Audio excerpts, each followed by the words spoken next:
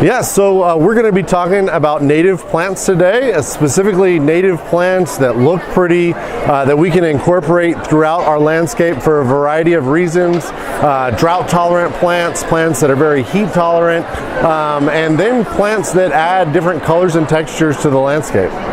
So garden trends that we're seeing this year, people are looking for landscapes that give back. So certain plants, especially our native plants, have beneficial qualities to provide habitat for wildlife, different butterflies and birds. I think also people are interested in landscapes that are lower maintenance, and native plants also tend to be lower maintenance. And then I think overall people just want things that are going to look good despite the extreme climate that we tend to have here in North Texas. I think native landscaping in general is great for people on a budget. A lot of these plants are pass-along plants, so you can divide them or take cuttings and give to your friends and neighbors. And then a lot of people are interested in doing more DIY projects. Maybe they couldn't hire a landscape designer, and so you could grow some of these plants from seed and then design them into your landscape yourself and save a little money that way.